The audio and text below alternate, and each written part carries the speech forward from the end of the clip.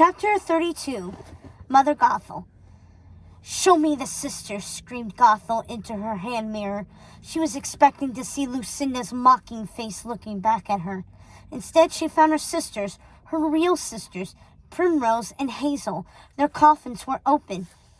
"What? What's this?" Gothel's heart was racing.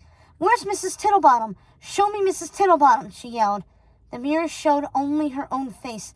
"Show me the old woman," she screamed. Lucinda appeared in the mirror, laughing. "You're the old woman, Gothel. Look at yourself. You're dying without the flower.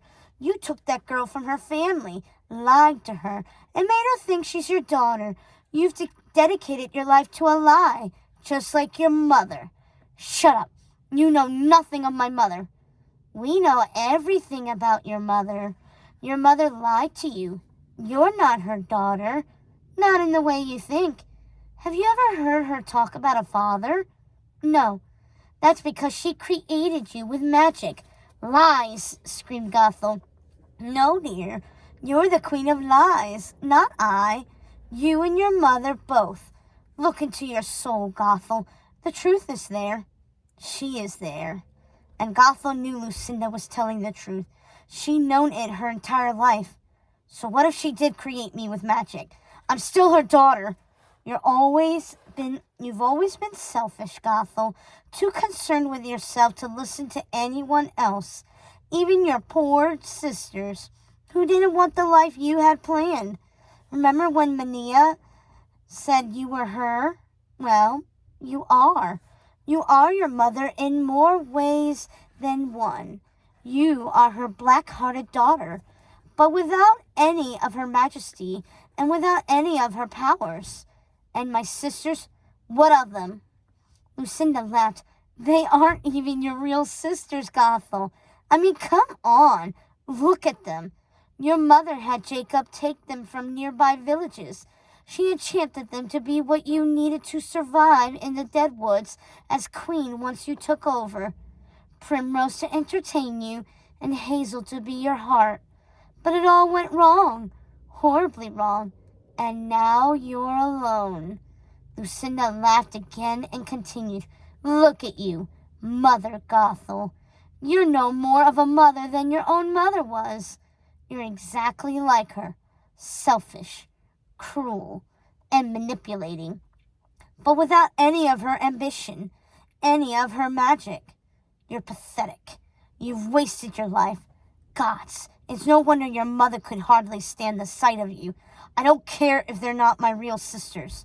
I love them. They're better sisters than you ever were." "Do you love them? Do you really?" asked Lucinda. "If you did, then you would have given them your mother's blood, and not worried that they would be able to read your mind." "I didn't want them to know my heart. I was afraid.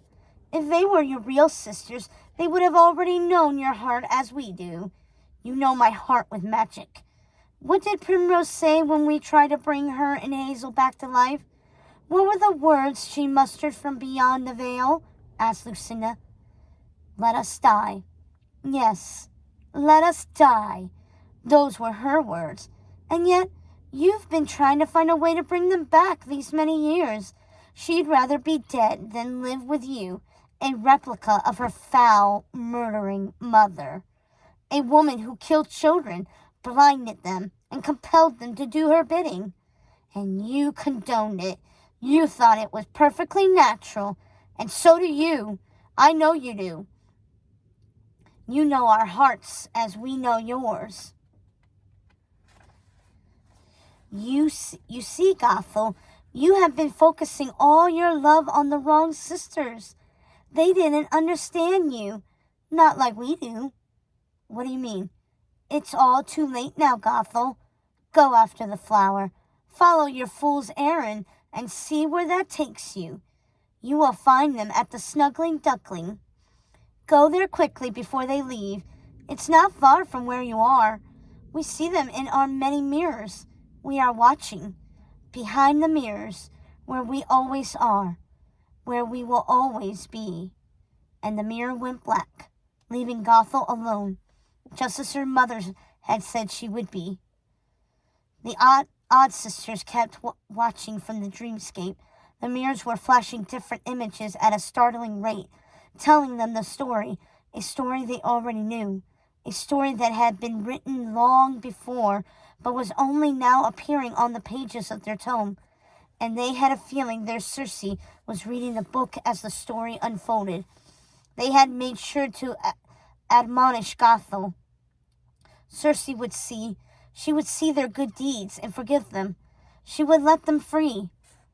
No matter how hard they tried, they couldn't see Circe. They didn't know where she was or what she was doing.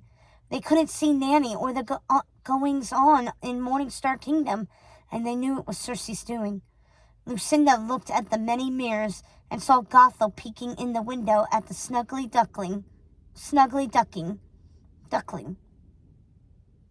duckling. She's found them, she thought. This story is almost over.